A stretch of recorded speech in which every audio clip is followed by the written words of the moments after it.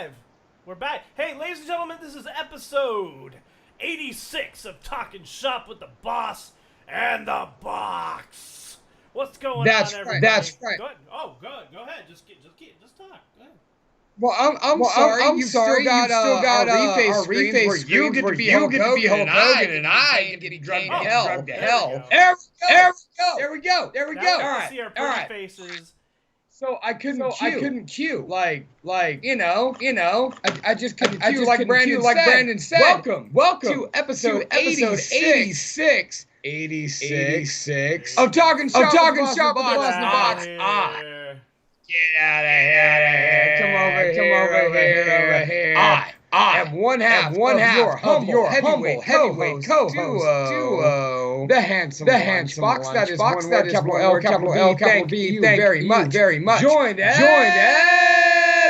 always by the bountiful, bodacious, buxom bitch that is a badass of bubble-butted beauty. Brandon, the Boss Blacker. That's right, everybody. Now, he just described himself, and he described me, so we don't need to describe anybody else. But, you know what? Like, we have a fun episode for you tonight. We're going to talk all sorts of fun stories and things like that. You know, terrible work stories, terrible work situations, funny, not funny, sad, mean, aggressive. I don't know. But Brandon. What? We've got our first echo complaint of the night. It's already fixed. All right, cool. No, I got it in a DM though instead of just on the page, so that was nice. Yeah. Well, Sayona, you're a considerate person. Hey, what's up, Sayona?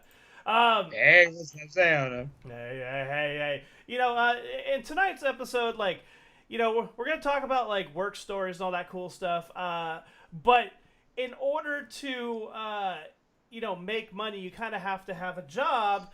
And, you know, a friend of the show, you know, I think we should talk about our very first actual sponsor of the show, Mr. Lunchbox. Now, that's right. Now, do you have money problems? Are you just terrible with money? Do you just take money and throw it everywhere and then complain that you're broke? Well, I have a solution for you, and that solution is this person right here. You want me to go ahead? I'm better with names. Do it. Do the name. Do the name justice, because I will butcher it like always. All right, ladies and gentlemen, for all your financial freedom planning needs, we want you to call Leilani Mosinski, financial professional, at 510-571-7215. And you can connect with her that way, or you can email her at Leilani, that is leiloni.wfg@gmail.com. She will teach you the rules of money, tax-free retirement, asset protection, college planning, principal protection, legacy planning, recession-proof industry, home-based income, small business exit strategy, increase your cash flow, and help with estate preservation. Free financial education classes and statement breakdowns are available, and for a limited time, free financial consultation and planning. This is something I have gotten heavily into in this last year, and I am pleased as fuck to bring Leilani Mosinski onto our sponsors for Talking Shop with the Boss in the Box. So, ladies and gentlemen, if you don't want to be broke and you want to keep that money in the bank, go check out Leilani. Financial freedom is something that everybody struggles with. I highly recommend you look into her services. That's right. She gave me a little talking to about my finances and kind of straightened me up a bit. I'm sure I'll fuck it up again, but I'll just have to go right back to her. So, ladies and gentlemen, go check her out. Our very first sponsor of Talking Shop. Yes. The Boss in the Box. Yes, she sponsored us last week when we did our show with Amortal. Shout out to our boy Aaron Moore. Thank you very much for doing the show last week, my brother. We had a blast. It was nice to have a guest who didn't ramble incessantly in the voice of Randy Macho Man Savages. Talking to you, Randy Savages. Oh, yeah, brother. You know, those guys were so much fucking fun, dude. And Nikki, Jesse, you guys are welcome anytime, but one at a time. We can only have one Randy Savage at a time because once we asked you a question and the shades went on, oh my God. It was 20 minutes of, oh yeah, a cup of coffee, cream of the crop, yeah, huh? That's right, too hot to handle, too bold to hold, and what was the question? And then we'd ask you the question again, and you do it for 20 more minutes and still not answer the question. But I have a question for you, Lunchbox, and that question is quite simply this. Do you have a job? I do. But I also have a vacation, and I just quit 2 jobs this week. Yeah, okay. So, in this job that you've just, kind of quit, do you have a terrible work experience? Or do you have a terrible work experience at any other job that you might have had? Oh, did you just want to jump straight into this? Ladies and gentlemen, episode 86 is about your shitty work experiences, spawned off the fact that, well, as those of you who are all my social media friends and real life friends know, I have recently acquired a new profession. I will be working for Comcast. Oh, I'm not even going to tell you. Yes, Comcast. I was going to say, I'm not even going to tell you who I'm working for because that might be unprofessional. But I've received a new opportunity, and this last week I decided to quit beering and leave Freshfill, the convenience store you have all heard me bitch about live on this show for the last 3 years. Wait, don't finish your thought because you talk about beering, so we must reveal the beers that we are drinking every single week on Talking Shop with the Boss in the Box. I am currently drinking the Iron Maiden beer, a British beer called The Trooper, ladies and gentlemen. So, what do you got for us, Mr. Lunchbox? Well, Brandon, why don't you go ahead and talk about The Trooper? Because in my pre-show beer review, Lenny locked his keys in his truck. I'm partying because I just left a job that I really like, and I'm going to miss every single one of you. By the way, if any of you are watching, I love you dearly. Thank you for today. You guys made me feel super special, and I can never show enough gratitude for the love, respect, and admiration you guys gave me for some fucking reason. I don't know why. I'm just a fat guy who runs his mouth incessantly. What do you think of The Trooper there, Brandon? You know what? While you were in your rant, I gave it a rather astounding thumbs up, man. It's actually really good. So I don't know what to compare it to. I will bring you. What kind of beer is it? Well, it is a premium British beer made in Cheshire, England. Is a 4.7 by volume alcohol, and it doesn't tell me what it is. Doesn't say it's a lager, a pilsner. Not that I can see at this moment. I picked them up today, because I was excited. I was picking up an order at Bevmo, and I was like, oh, they finally have it. My neighbor's got it, but he won't share it with me. Lousy mullet-having bastard. Well, I will say this. Iron Maiden is definitely better than Metallica, and I will say this. It's also better than Belching Beaver. Belching Beaver kind of sucks. Yeah, it tastes pretty good. I recommend it. I will bring you one on the 24th, which, if you don't know, Nothing But Losers, Glitch Kill, Broke Note Undertone, and Suburban Paranoia have a very special streaming show happening right out of... Well, what the hell is it happening? All right. Once again, I do commercials here, Brandon, so please take a step back. Ladies and gentlemen, we want to invite you to some real BS. That is the Bandemic Showcase happening live, streaming on, well, we'll get back to you on that. Featuring Broke Note Undertone, Nothing But Losers, Suburban Paranoia, and the debut of Glitch Kill, which features members of Warpath Assassins, Etched in Stone, and Nothing But Losers. Oh, and Oh fuck, Mind of a Machine. My bad, I forgot. And Deem. Oh wow. Okay. So how many bands is Aaron Jones in now? Only 36 now, but he's focusing on us too. Glitch, Kill, and Nothing But Losers. Okay. Well, as I was so rude, as I wait, what was I talking about? Oh yeah. So what are you drinking? Did you already reveal what you're drinking? Because I don't think you did. I have picked up a Luponic Distortion Series number 16 from Firestone Walker. One of my favorite beers. I'm not drinking nothing new tonight. I'm partying, drinking hard because it's a celebration, bitches. Ah. And that celebration is based around leaving jobs and talking about shitty jobs. So, Brandon, Yes. I am going to go ahead and put it to you.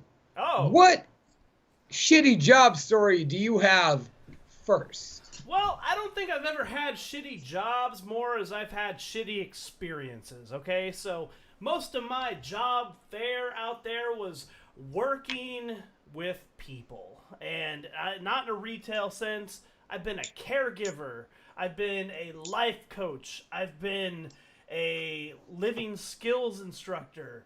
Whoa, whoa, whoa, whoa, whoa, whoa, whoa, whoa. No, no, Two no. things. What? Two things real quick before you trail on. It's kind of what this is about. Life coach. Yes. Somebody had you as a fucking life coach. Yes, and I was fucking phenomenal. That's almost as bad as having me as a life coach. I don't know, man. You're pretty good. I'll kiss your butt a little bit and say that you do some pretty good things. So, don't sell yourself short in that department, sir. But anyway, I'm just saying, I'm not the person you want to model your life after. And secondly, what was the second one you said? A living skills instructor. A living skills instructor. Which is what the fuck is that? Which is basically a life coach, but I work with the special population individuals on the spectrum and autism. Kind of help them get through life by showing them life skills, like okay, literally doing things like helping them cook, teaching them how to ride the bus. Simple stuff. Whoa! Back up. Teaching them how to ride the bus. Yeah, it's an essential skill for people who can't drive. Could you please explain to me how you teach somebody to ride the bus?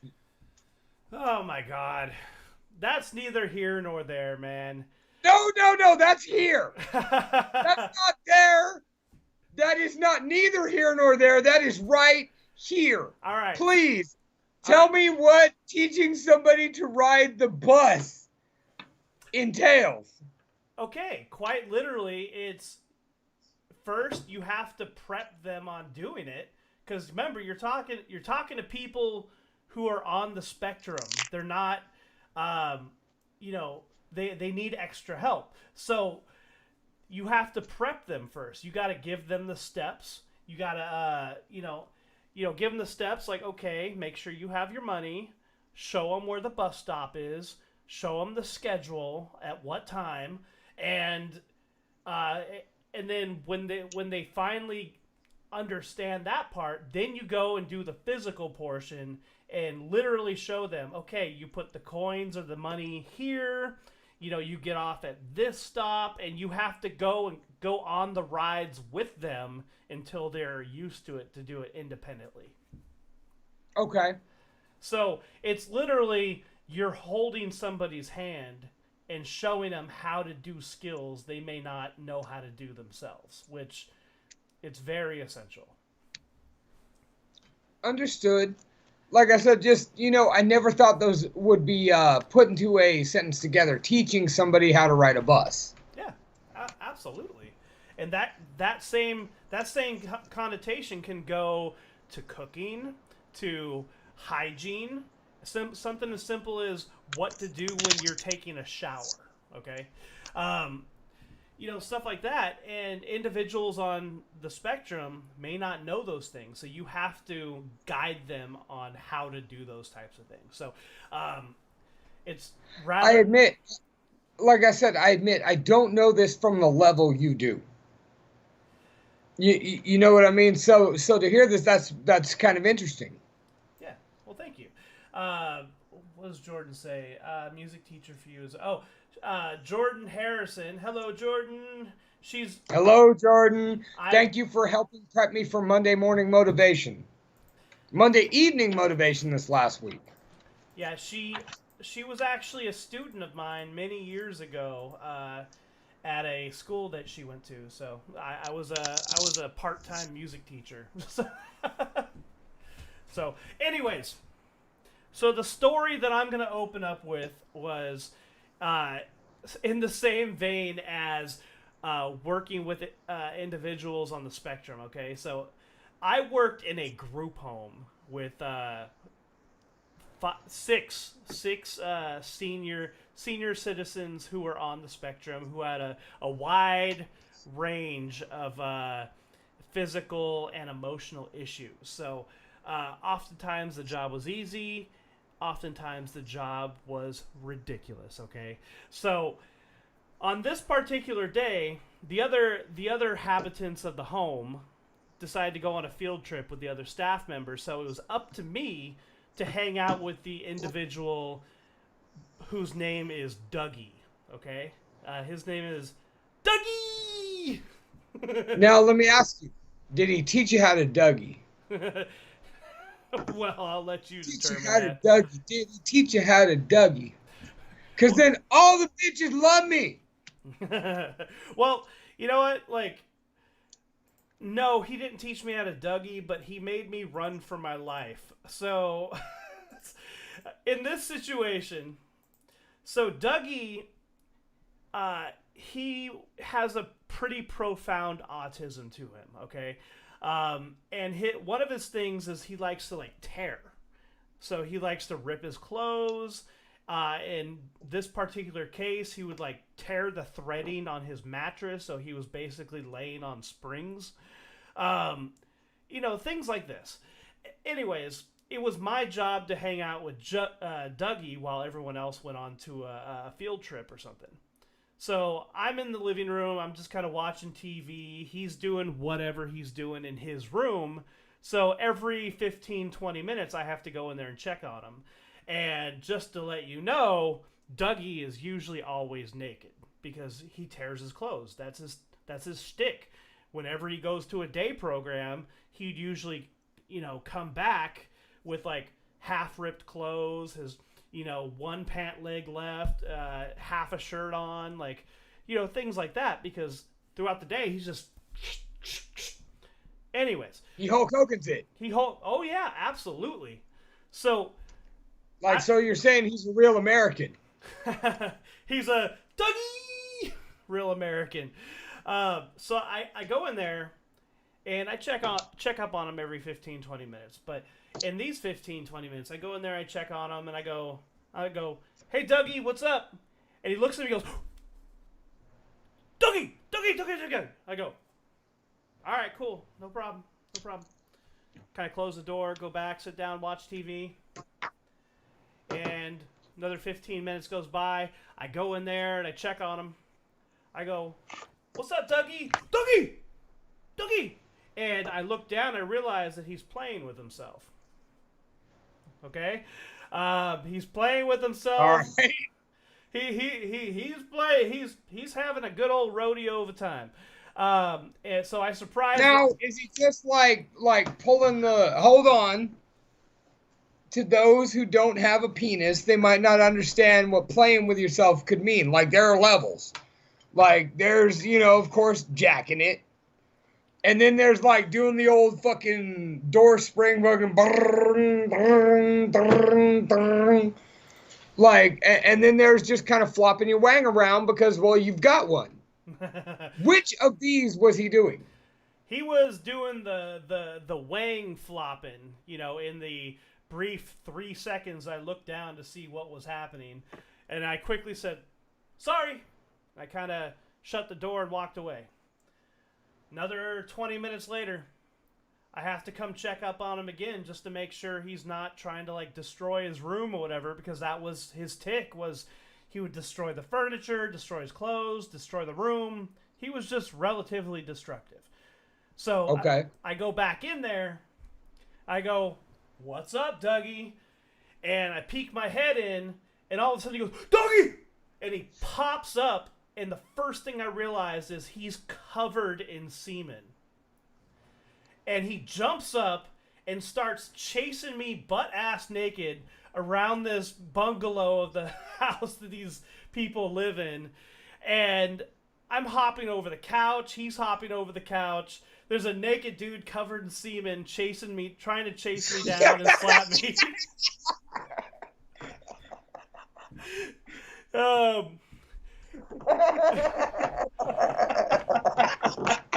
And this lasts for at least and this lasts for at least 3 or 4 minutes. To the point where he actually goes to swipe at me, you know, and then he ends up like slipping against the ottoman or some shit like that. So I'm able to grab him behind his shoulders and walk him to the shower, and I tell him, "Dougie, shower." And he goes, "Dougie, shower, yeah."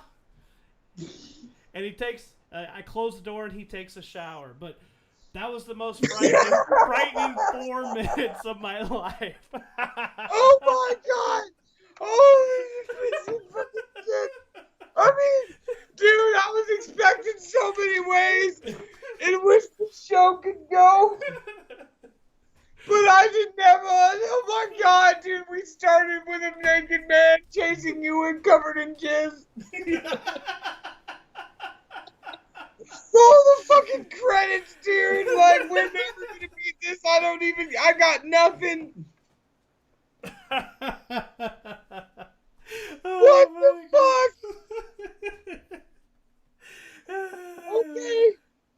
Oh, Okay. man. Joanna says, "Damn, and I'm here thinking that getting covered in the boss's blood sucked." All right, we'll get to that, Joanna.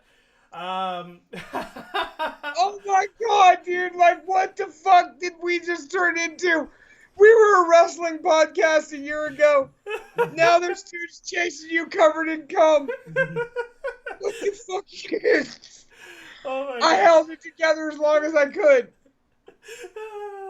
So yeah, those are some of the the hazards that you get working in a group home with individuals on the spectrum, man. So never a dull moment, I can say that.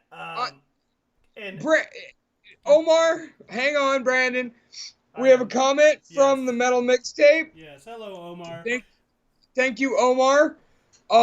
My brother, by the way, I hope things are looking up for you. You lost your home, and yet you're still slugging out 21 interviews in the last month. Kicking ass. In your car, in bathrooms, at rest areas, and just you just basically made it sound like my when I was 21 and kind of floating in between, in the bathrooms, in my car. But we're talking about interviews here. I'm sorry. Go ahead. And the fact that Omar has done 21 of them in the last month while doing it on the fly, and also doing it all for the Nookie. The Nookie. Just because that story was too good, go listen to our episode with Omar Rodriguez in the archives. All right. Well. And speaking of Omar, he does say that one of his worst job experiences would be easily KFC was his worst experience, because he would remember that his boss would have me cook expired chicken to make more money for the company. Oh my God. And we had customers return food, and I had to play dumb. Yeah, that's why I don't fucking eat at KFC, man. No, that's pretty bad. That's really bad. All right, so I'm gonna tell my first not me story. wasn't me. My buddy that I went beering with, Sean, first names only, as he asked, used to tend bar at a well-known reputable casino in Central California. He had a customer who was on a particular stroke medication. And sometimes that stroke medication would interact with his alcohol. Other times, it would not. This guy was a serious drinker. So they kind of just let it happen. So homeboy comes in one night, orders his first shot, slams it back, and immediately his medication interacts and he faints. He hits the foot guardrail, you know, where you sit at the bar and you put your feet. He hits that head first and starts bleeding all the fuck over the place. Oh my God. So the bartenders do what they do. They call 911. They get the ambulance out there, get him some help. As he's getting loaded onto the gun, the last vision my boy has of this guy is he looks over and he gives a thumbs up and says he's okay. And then they cart him out the door to the hospital.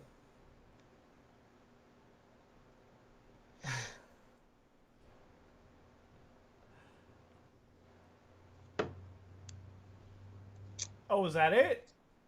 That's it. Holy crap, dude. And that wasn't you? No, that was my beer and homeboy. Oh my God. Well, I called him the other day after I quit the job to ask him if we had some inventory because I may have quit and then got an offer for an order, so I took an order. I'm a salesman, first and foremost. And so I let him know what we were doing on the podcast this week, Shitty Work Stories. And he fired me off some boring-ass story of on a Mother's Day, they cut half the staff loose and then they got slammed. And I told him, no, that's not funny. And then he told me about stroke victim busting his head and giving a thumbs up to close the night out.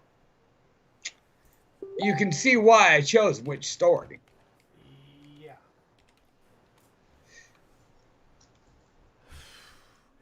Dude, like, I thought you were gonna go into like something funny, but you came into something heavy, man.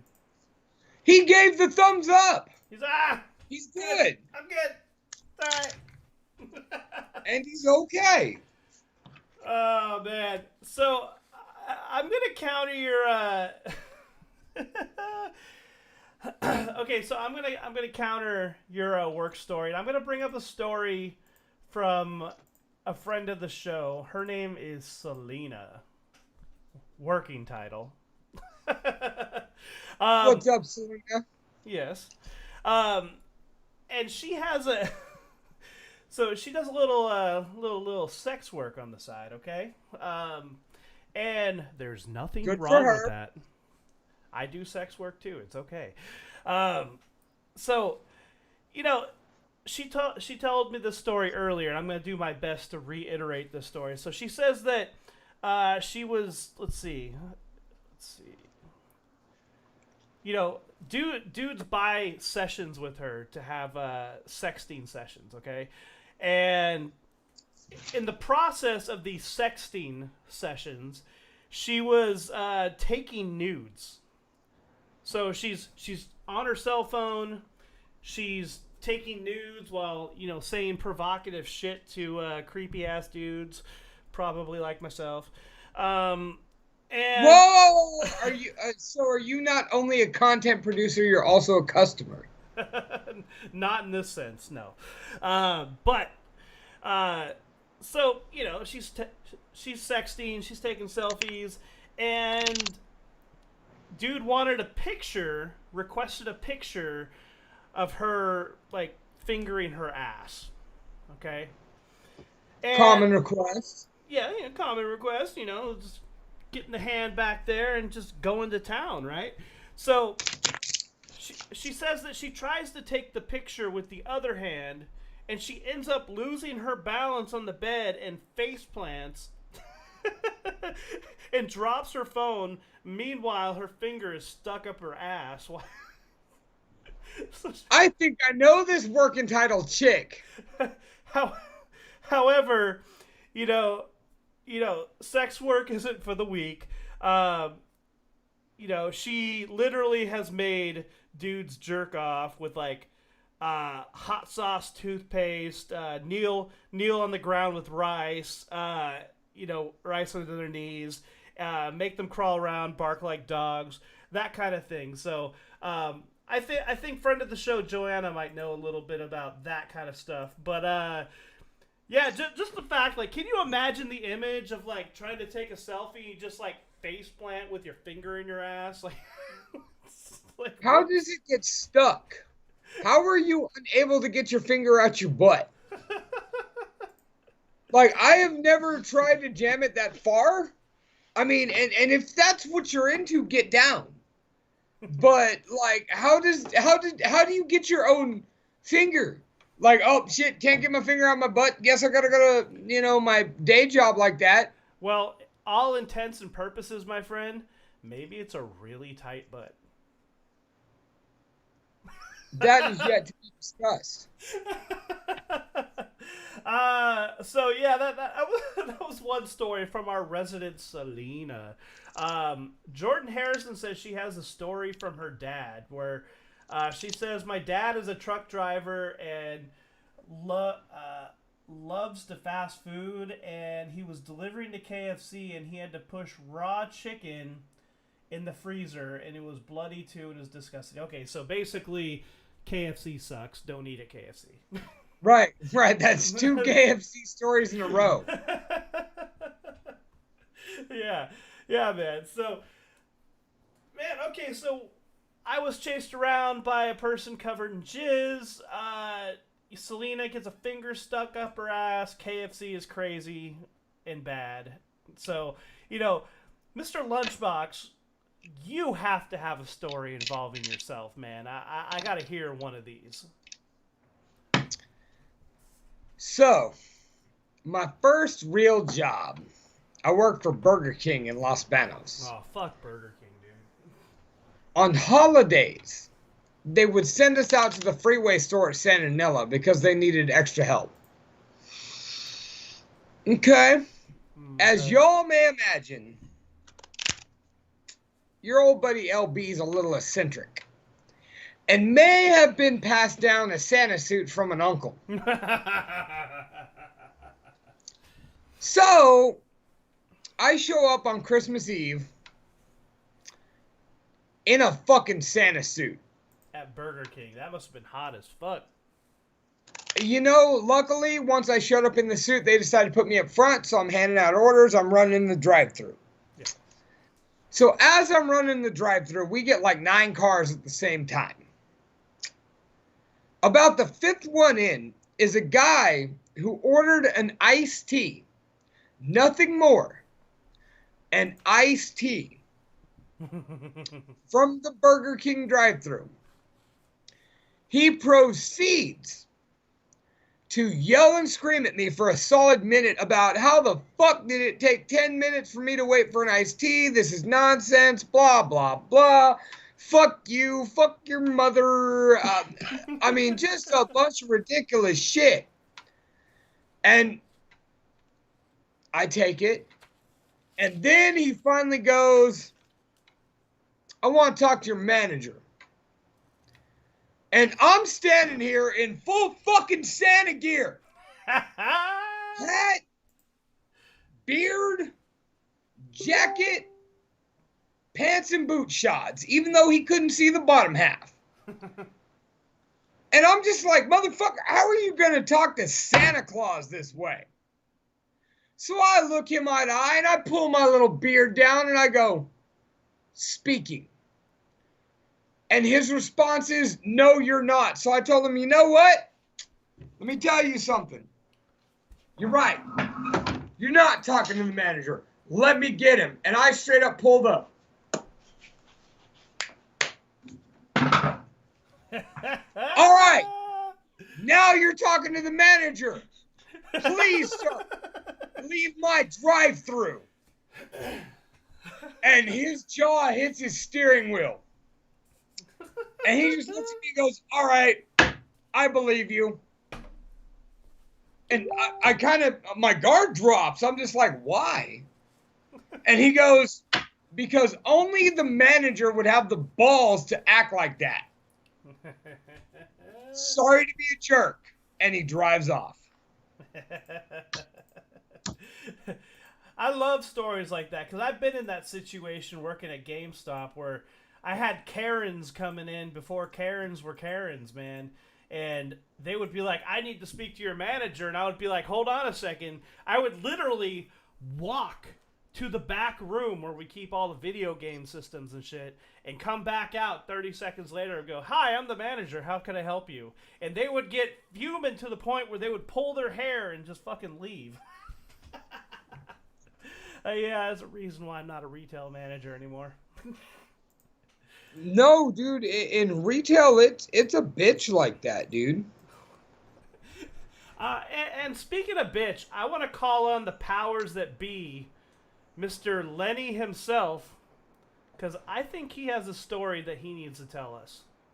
Ah, you want me to tag in my in-house guest? Absolutely. All right, hang on a second.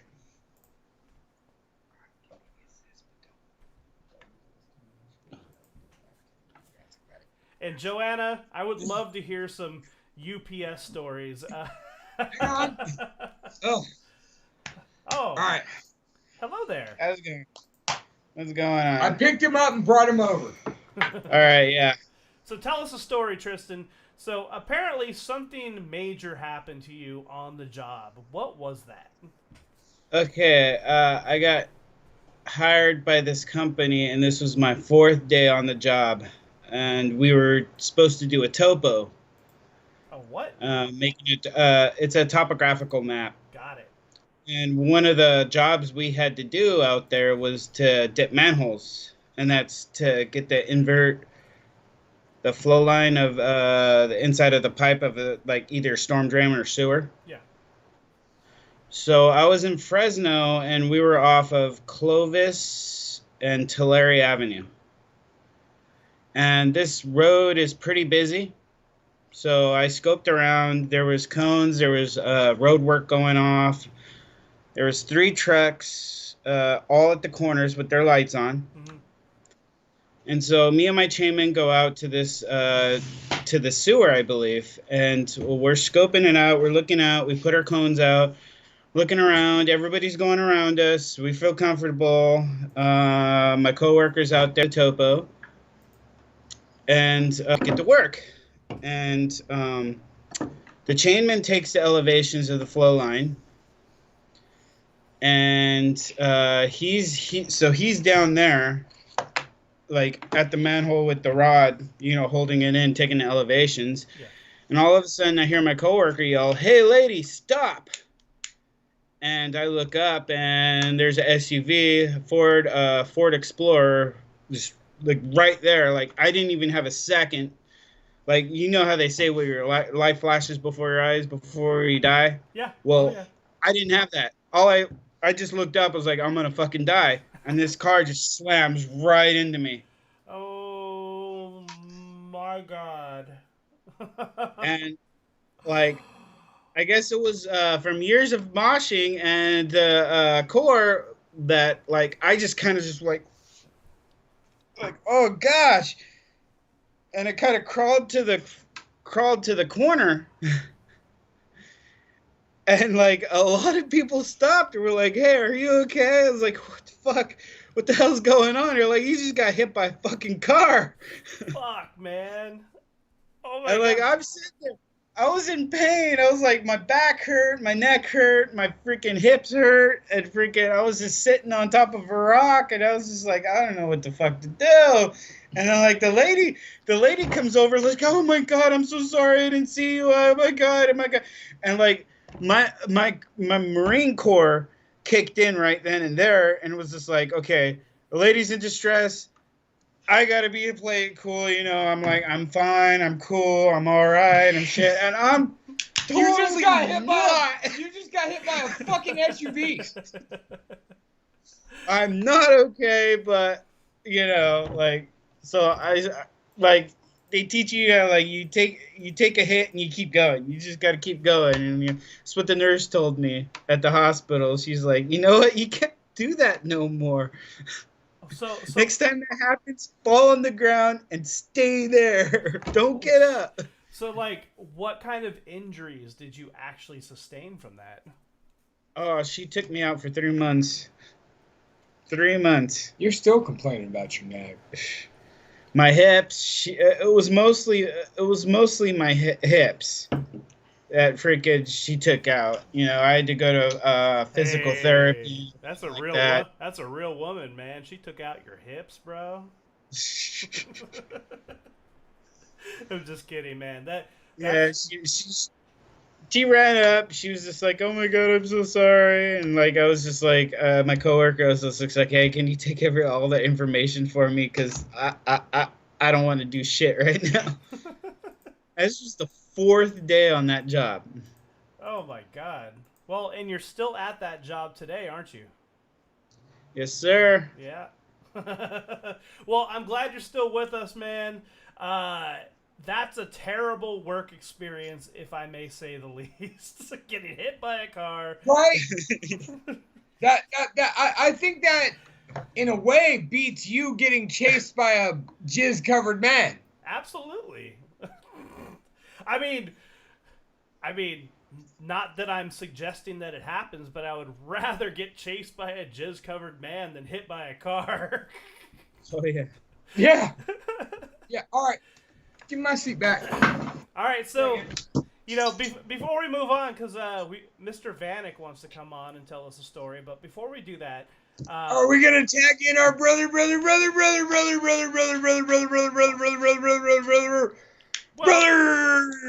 yeah, because it's like 6 a.m. over there at fucking Virginia, so so I want to make sure that he could get his in before and get a little bit of sleep at some point. But I have a story about working at Office Depot.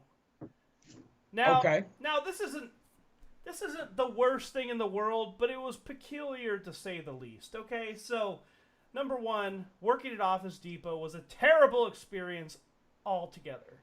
My first story, and I'm gonna combine these together because they're just they same company, whatever. My first story is, we kind of go back and forth on who cleans the bathrooms at the end of the night. So if it's your shift, okay, Brandon, go clean the bathrooms. No problem, easy peasy. Do the thing, call it a day. Well, in this part, do the thing, go for gold if you got the guts. That's right. It's the cream of the crop, and I'm gonna get to that in a second. So, I cleaned a lady's bathroom, no problem. It was relatively clean in the first place. Throw some sanitizer down, mop the floors, call it a day. Go into the men's bathroom, start doing the same thing, cleaning the sinks, cleaning the mirrors, sweeping up, start mopping. And after I got done mopping, I'm like, dude, it still smells like shit in here. Like, what the fuck is going on? And sure enough, I started investigating. I look behind the toilet seat. And I was I didn't know what to expect. Like, I thought maybe the toilets were like super dirty, but I was like, no, I just cleaned those. So I look behind the toilet, and there's a 20-ounce plastic Pepsi bottle with shit ice creamed across the top of the bottle. And I have no idea to this day how that could have fucking happened. So it was an empty Pepsi bottle. It was like... They straight did the soft serve on it. Quite literally. Or that, or they like shit themselves and went into the bathroom, and instead of grabbing toilet paper, the first thing they thought of was, well, I have this Pepsi bottle. Let me scrape it out of my ass. and made a perfect, chocolate covered ice cream cone on the top of They this they Pepsi bottle. they made a fucking a frosty, but with shit Pepsi bottle. Yeah, yeah. So, dude, I didn't know what to think of it. I mean, I cleaned it up. Like, it wasn't like the worst thing I've ever experienced in terms of a shit job, but like it was the most peculiar because I've never seen anything like that. It was standing perfectly symmetrical on the ground. It was just looked like it had been there quite a while. It was just chocolate covered shit on top of a fucking plastic bottle, and I have no idea how or why. It was weird. Anyways, that's story number one. Story number two goes in a different direction with Office Depot. So, working at Office Depot, my store manager was your quintessential, big... Store manager. No. He was a quintessential douchebag. He was a lifted truck driving, I don't know, like one of those country guys who have like the stupid country stickers on the back of their truck. He was definitely listening to the Moonshine Bandits. Oh no, he was listening to some deeper shit than that. And I don't know. He was just an arrogant prick, basically. A sexist bastard. And I called him out on his shit one day. So he was there was a little Mexican girl named Maria, and she was climbing up on one of the ladders to stock some stuff on top of the shelves. And he walks by and he's like, Maria, you need to get down. And she's like, okay. And she like gets down. I was like, what was that all about? He's like, we can't have women climbing these ladders to stock stuff. That's a man's job. I'm like, really? And I'm like, this is the year, whatever the year was many years ago. Like, women are allowed to do things. Let women do things. He's like, are you questioning my authority? I'm like, come on, man. Really? He's like, come in my office. We need to talk. So I go into his office and we start arguing back and forth about, like women are allowed and, shit like that. And he goes, and then he like stops the argument. He goes, do you take this job seriously? And I look him dead in the eye, go, yo, I make $8 an hour. How can anybody take this shit seriously? And he looks at me, he goes, do you want a job? I said, I don't need a job. I quit. He goes, you can't quit. You're fired. I go, fuck you, dude. And, we end up cussing each other out as I'm leaving the store. I'm taking my shirt off. I'm like, fuck you, son of a bitch. Like throwing my shirt at him and shit. So, but it doesn't end there. No.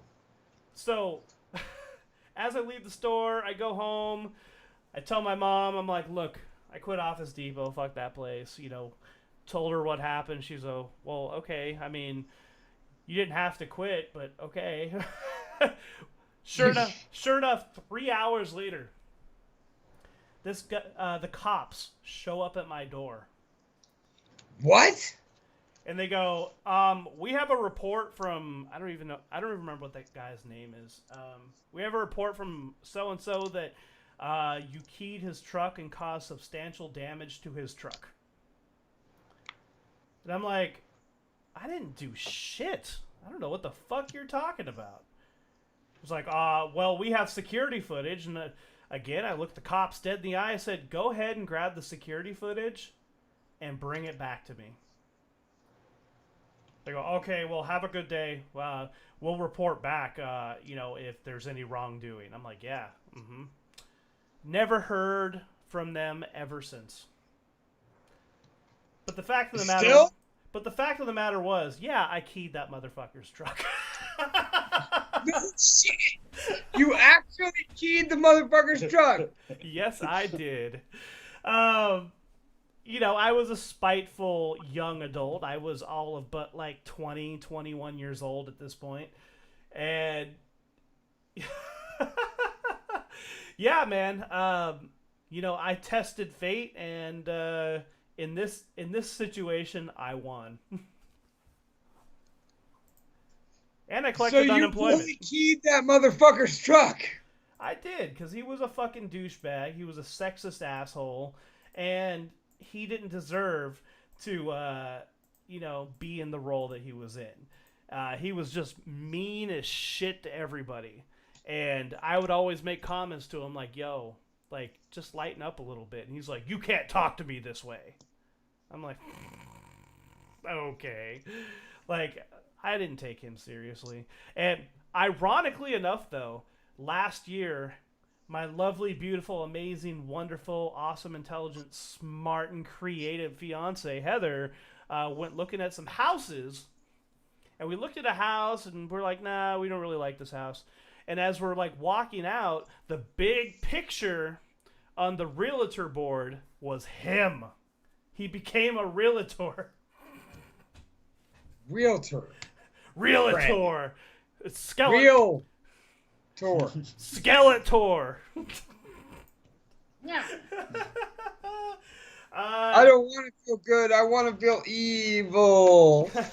So Joanna says when she was a teenager, she worked at a clothing store, and someone had shit in the dressing room, and that sucker must have been a full 5 pounds of turd. Oh my god, dude. Solid. All right, who's calling Mike Vanek? Is it me or is it you? It is you, sir. All right, get your window ready. All right. So we're going to call in Mr. Vanek because he has a nice story. I am ready when you are. Would you give me time to type? I'm drunk. So let me ask you this question. Could you do your job at Freshfield drunk? No, I don't do my job at Freshfield drunk. Brother. No, could you? Brother. No, probably not. Gentlemen. Hello. All right, we're getting to you. We're getting to you. Hold on a second. We're finding the right thing to grab you on. Let's see. Is it daylight over there in Tennessee? Or No, West Virginia?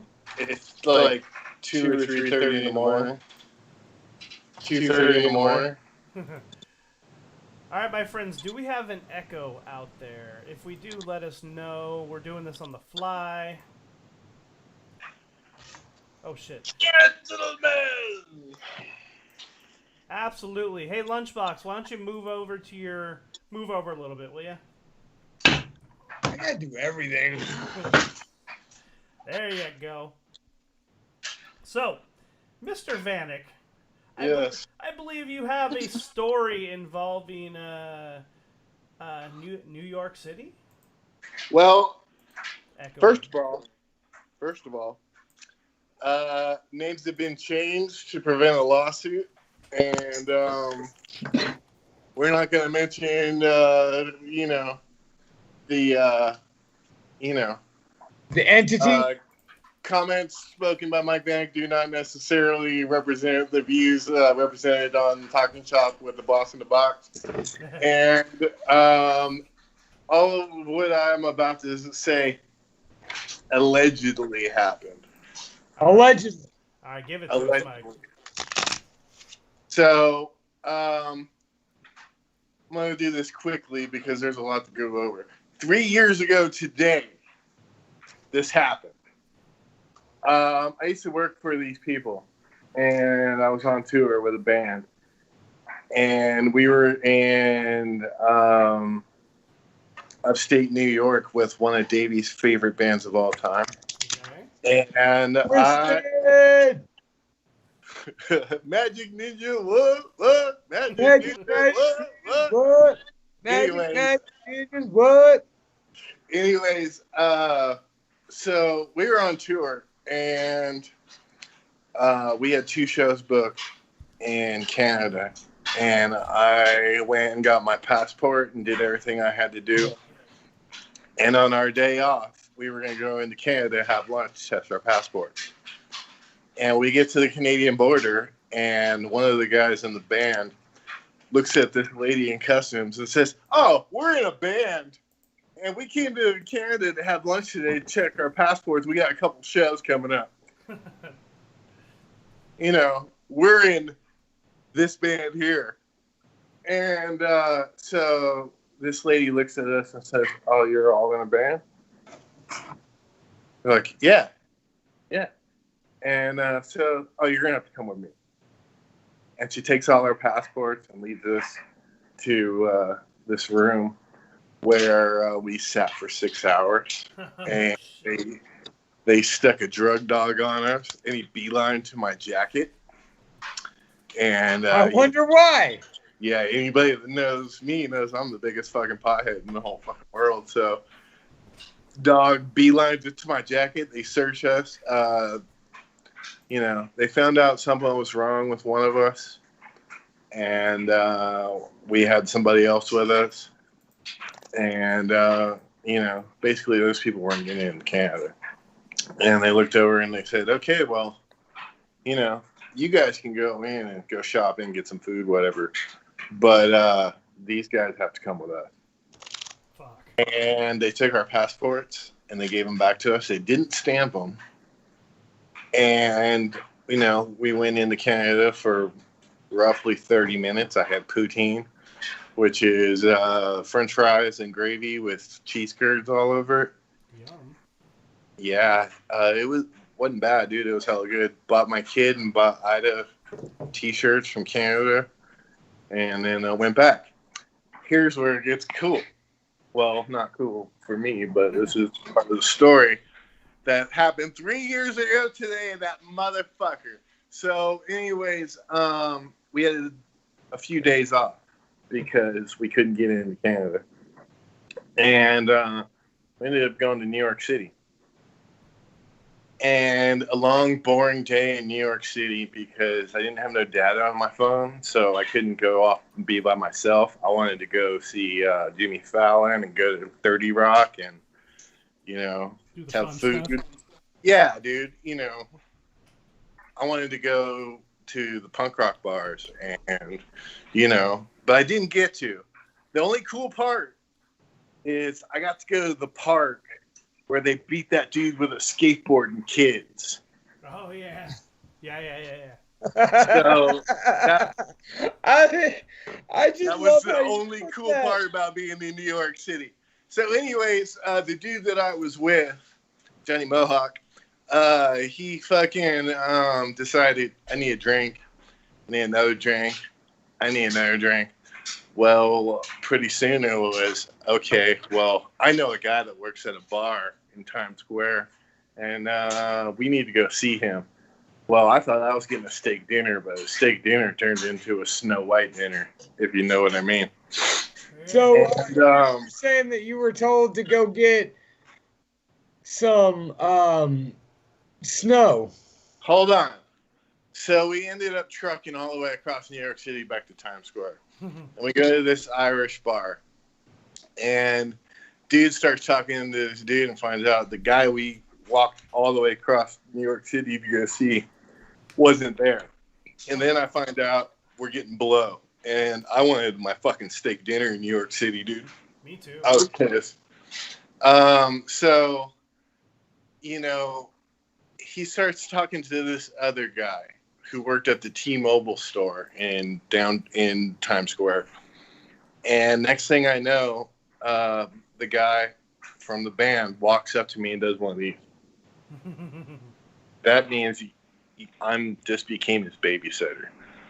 So I followed him into Times Square, watched him go into the T-Mobile store. They were pointing at these African dudes. He goes up to the African dude, pays some money, fucking get whatever. And let me tell you this. Times Square in New York City, there is a million motherfucking police officers in riot gear with AR-15s. And, dude, there's more cops than I've ever seen in my whole fucking life, dude. And I'm from the goddamn ghetto of Turlock, California, dude. The hard streets of Turlock. Oh my God. Dude, I straight had to be like ghetto when I saw our cop walking up to him, I walked up to the cop and was like, "Hey man, how do I get to this and how do I get to that?" So that Bert or the guy that I worked for. Oh, you said it, not us. Whatever, fuck that puto. Anyways, so the dude can get away. And I had to do that twice. So we go back to this Irish bar, they go into the bathroom, and they come back out. And homeboy's got this fucking look on his face like, I'm like, what happened? They gave us salt, dude. So I'm like, you just paid for salt. It's like, yeah. And I went to get in the bathroom, looked at it. You know, I'm from Turlock, man. I had to help my mom pay bills selling shit when I was a teenager. So I know what shit is. And I looked at it, and it was seriously table salt. And he's like, we're going back. And he goes back, and he fucking, the other person we were with gets sent with dude to go get it. And I'm trying to keep one eye on this person and one eye on that person because they're my responsibility. Yeah. And I'm just like, oh, fuck. Well, the other person that went off with dude starts coming back, and there's 6 New York City police officers swarming in on him.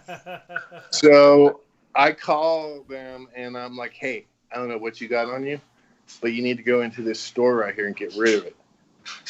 And they booked into this MAC makeup store, and they got rid of whatever they had on them, and they came out, and cops were there waiting for them. And meanwhile, I lost the other band member. Oh, no. And so I get the one person, and then we start looking for the other person. And, you know, we see him coming up, and there's 5 New York City police officers getting ready to go see what this motherfucker's doing. And then I'm like, oh, shit. So I'm like, hey, dude, you know, how do I get to the summer? How do I get to Madison Square Garden? Because fucking Guns N' Roses was playing at Madison Square Garden, and none of these fucking people wanted to go see it. And I couldn't go off by myself. Yeah, no data. Oh, dude, Davey, you know these people I'm talking about. So it's like motherfucking shit. So I'm trying to get a hold of Ida. Because at this point, it's time to say, fuck what's on the bus. I'm going home. You know what I mean? Ida wouldn't answer the phone. No, she knew. It's like ring, ring to voicemail.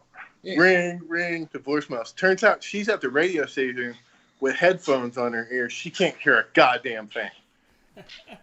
And so meanwhile, you know, I'm dodging cops and getting this fool back.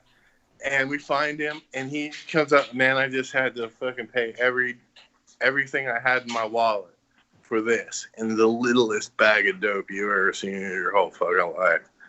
And they run into the bathroom like it's fucking Willy Wonka's golden ticket. And they come out, they're like, and I'm just like, let's go back to the fucking tour bus. And shortly after that, I said, fuck that shit. Now I work at a gas station. So, you know, no hazard pay working for a band of sleazebags, huh? No. And then I go and I start working for the grocery store in Knoxville, Tennessee. And it's the coolest shit ever. You're in a college town, you see the hottest women ever. I help former NFL football players in the deli. NFL referees, basketball players, professional wrestlers, dude. I got to meet Ricky the Dragon Steamboat and one of the guys, Kid Cash from ECW. Nice. And, dude, then we moved here. And I went from counting championship rings to missing teeth. And the first day that I worked in the deli damn it. at my Kroger, I look over, and there's this tweaker running towards the deli, and he's like, grab him! And I'm thinking we're about to get robbed. Meanwhile, there's a pit bull running through my deli. Oh, my God. This lady at Christmas time walked through the seasonal aisle, dropped trout, and took a piss in the middle of the fucking seasonal aisle. I've had to pick up human shit off the sales floor at least 3 times after reporting it to management and watching it sit there for 2 hours. When COVID broke out, I asked my manager for a mask. He said, "You ain't gonna fucking wear it," and laughed at me and walked away. These are the kind of people I work for. Fucking people walking up to my fucking gas station with their Trump hats on. Like, "Where are you from?" "Oh, I'm from California." "Oh, you're from the People's Republic of California, you goddamn communist." Oh my god. Yeah, so, it's Mike fun. Bannock, I'm about to hang up on you because we have other stories to tell. Whatever. Hold on. 209 promo code. Oh, hold on, where I can see me. All right. Right there. 209 promo code. tpublic.com/Mike Vanek sucks.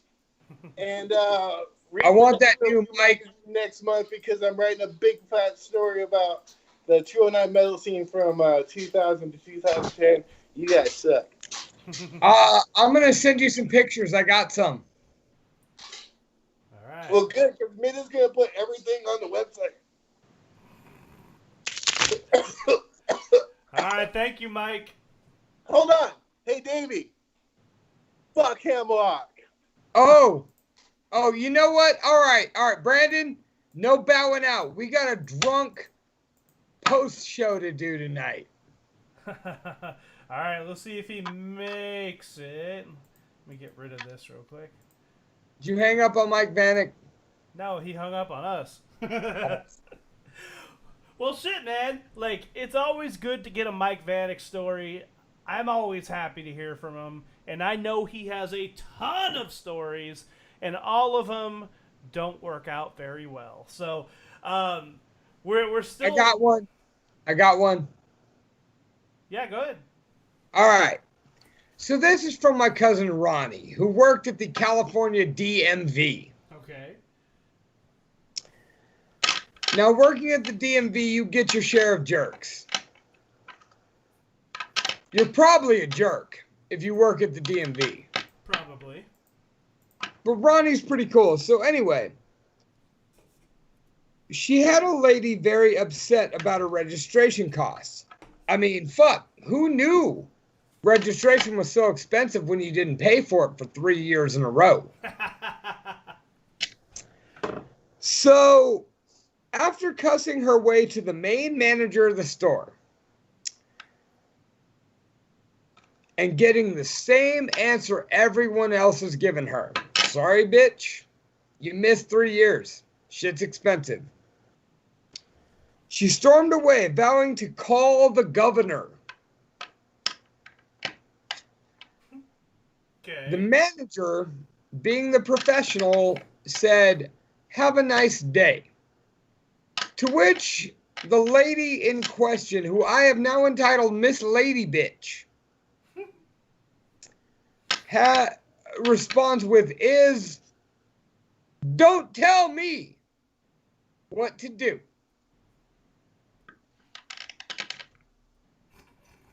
Okay. And storms out of the DMV. Oh, man. So, is that a work story? Was somebody actually working? I mean, that sounds like a shitty day for the DMV employees. That was my cousin who works for the DMV. Oh, works for the DMV. Okay, got it. Okay, sorry. You weren't listening. I was imagining What? it from the position of the customer. My bad. No, the customer was Miss Lady Bitch. I have a lady bitch story for you, actually. So, I believe I've told you this one before. I'm not sure, but I was a store manager for GameStop, and one day, this is back when the Xbox 360 was a very hot commodity, along with the PlayStation 3 and the Nintendo Wii. So that gives you kind of a bit of a time frame on when this was. It tells you Brandon's old. I'm the same age as you, damn it. I'm old. Jordan Harrison, it's not all about you. Okay. Don't talk to Jordan Harrison that way. So, anyways. Where was I? Okay, so, yeah. Worked at GameStop. This lady came in, and she goes, sassy black lady comes in. She's like, my boy. What?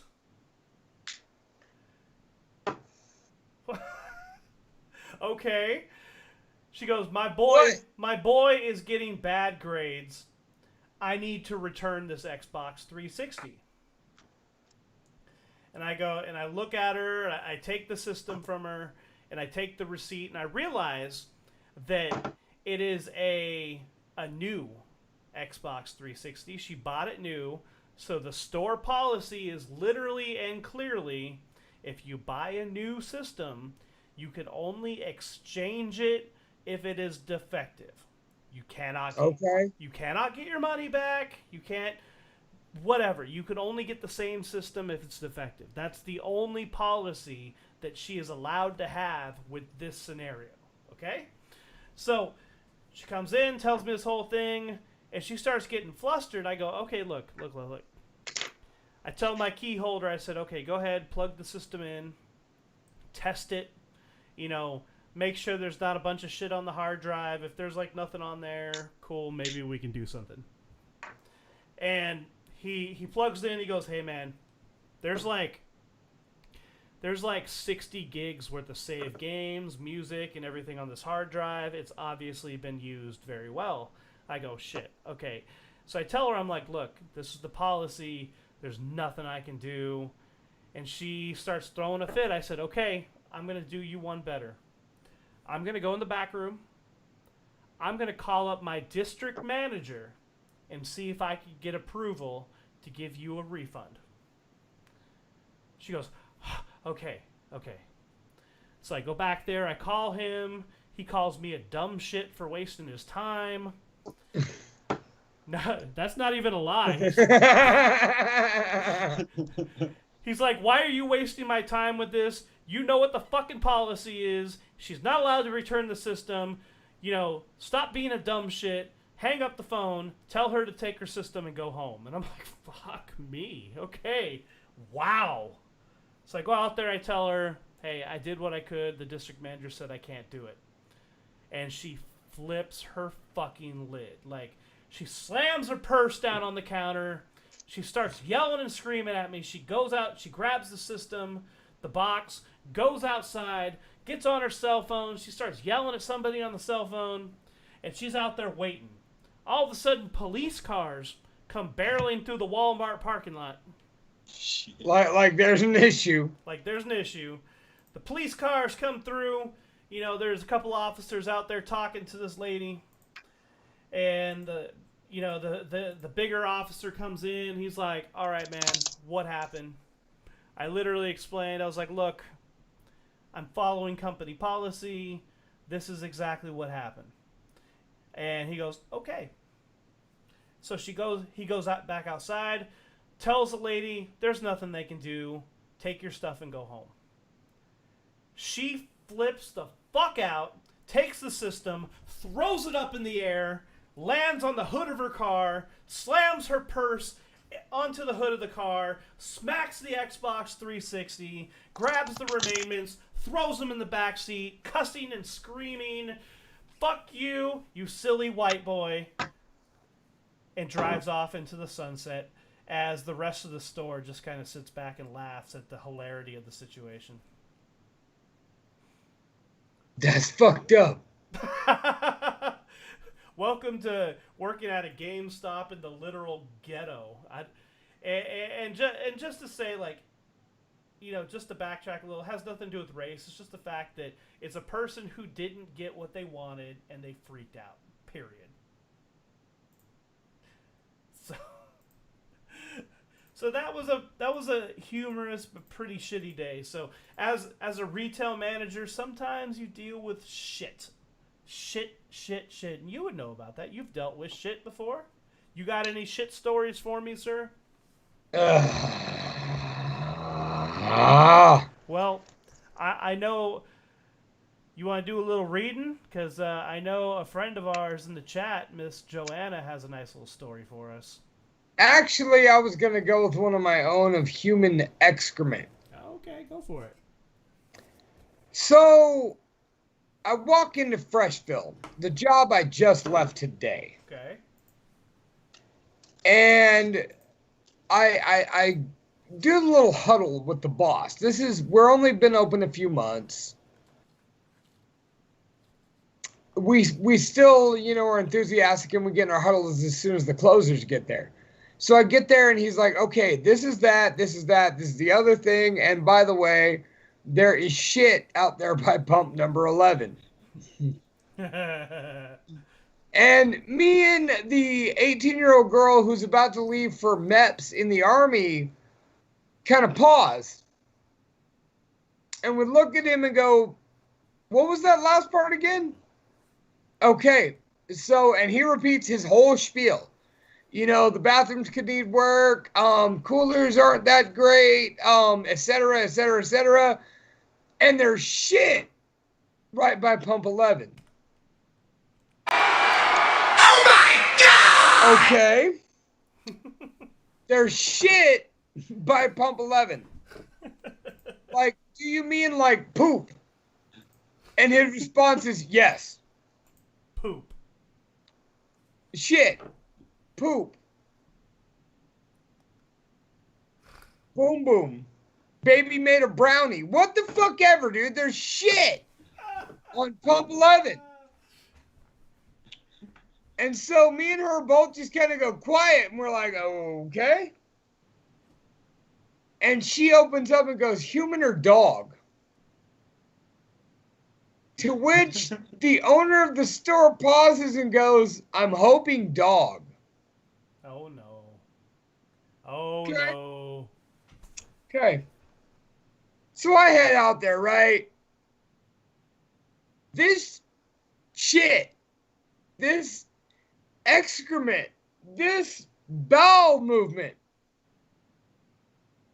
is clearly and undeniably 100% human. Somebody pooped in the middle of the goddamn lot. In the middle of the goddamn day. In front of a truck or something. I don't understand. Well, There is just a fucking... No, I will not be cut off on this. There is a goddamn human turd. A fucking log laying in the middle of my lot on pump 11. And so I go out there thinking, okay, it's just a log. I'll go ahead and sweep it up in the bucket. Shit's cool, right? So, being as I have to follow biohazard rules, I cone it off. I put on a second set of gloves. I do all this in the span of 15 fucking minutes. I steel myself to go out and get ready to sweep up a fucking log of human shit. Somebody runs it over. A car with off-road tires. Probably a truck. Homeboy listens to the Moonshine Bandits. It was my old Office Depot manager. Runs over this pile of human shit. And not only flattens it, making it so I have to scrape it off the lot, but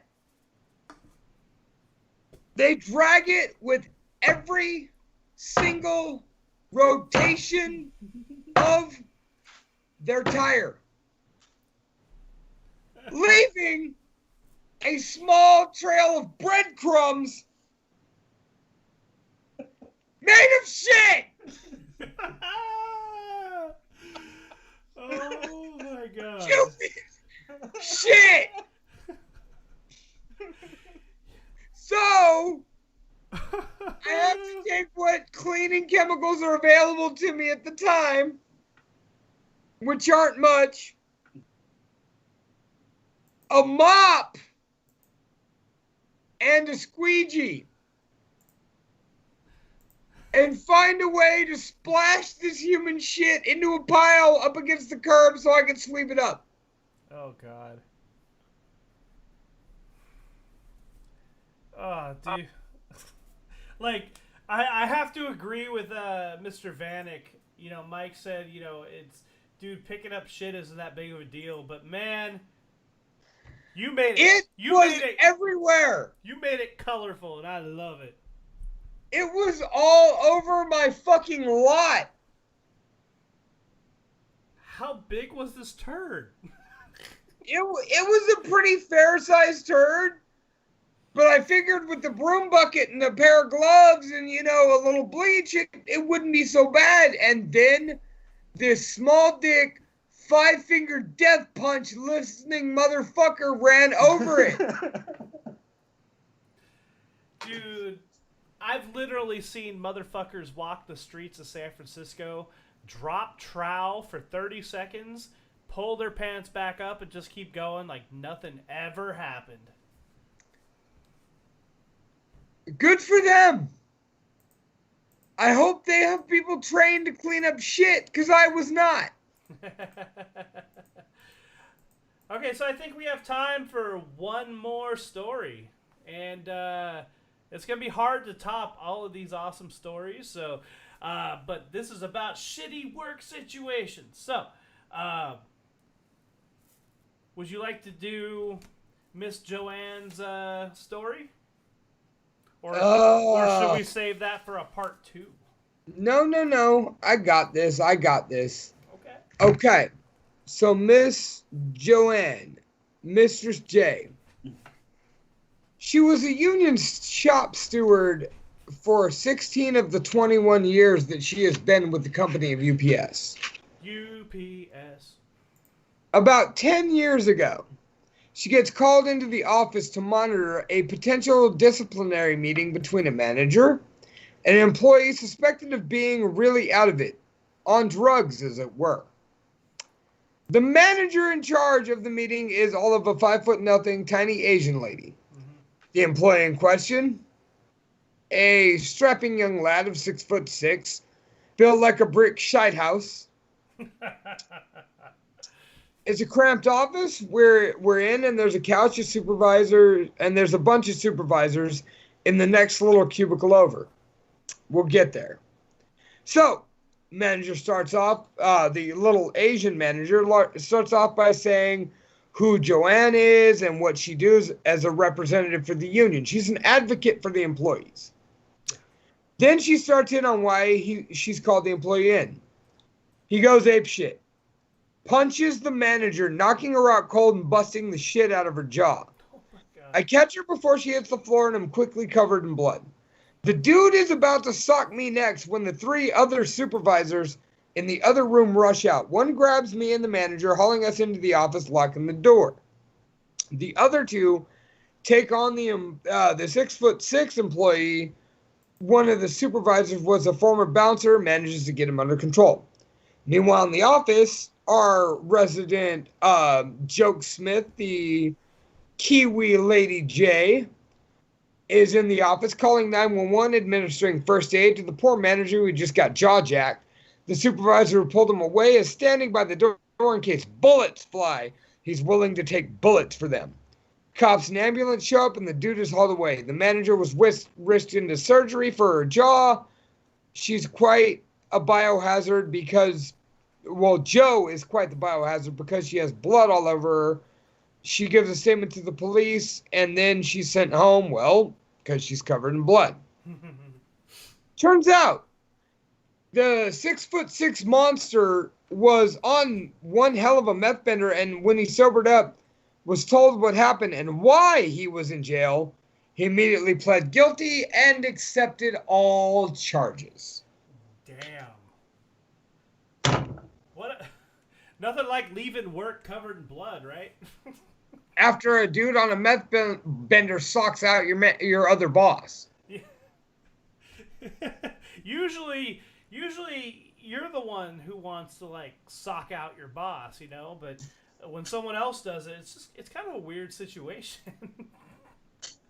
Easy there, Stone Cold Brandon Blacker. But man, we've had an episode full of ridiculous stories, full of shit, full of cocaine, full of jizz and cum, full of more shit. And at the end of this, we have blood. And this is just we have so many other stories that we have compiled that we could sit here for 3 hours and tell you, but we're not going to do that. No, we're not going to do it. Because, you know what? I'll tell you the truth. I got to pee like a racehorse, and I think it's good that we stop here because we could extend this to a part 2. And we have a Mike Vanek bonus episode to do right afterwards. Absolutely. So, ladies and gentlemen, if you are in financial ruin, go see Miss Leilani. Have her get your shit all fixed up. Get your bank account right and spend your money right. And ladies and gentlemen, also, where can they find you, sir? You can find me at the Almighty Lunchbox on Instagram, Loser Lunchbox on Facebook, though I'm on Twitter, though I'm never there. And then Nothing But Losers on Facebook, Nothing But Losers on Instagram, and Nothing But Loser, that is no S, on Twitter. And most importantly, you can find this show at Talking Shop with the Boston Box on Facebook. Don't forget to join the Talking Shop with the Boston Box discussion group where we shitpost all day long. And, of course, most importantly, Talking Shop with the Boston Box on YouTube every Friday night live at 10:30 Pacific Standard Time. Brandon, what about you? Ladies and gentlemen, you can find me on Instagram at TheRealBrandonBlacker. You can find my band Suburban Paranoia on all social media platforms at SuburbanParanoia.com. Also, go use my affiliate code IamTheBoss at Hauntless.com and get 20% off of t-shirts and all sorts of merchandise that they have. So that's once again Hauntless, you know, like haunting. Woo! Hauntless.com. Use code IamTheBoss for 20% off of your purchase. So go check it out. Tune in next week, next Friday. We're not sure what we're doing yet. Maybe we'll have a part 2. Maybe we'll have an interview. You'll just have to find out on Monday. But either way, thank you so much, and we will see you next week. Thank you, everybody.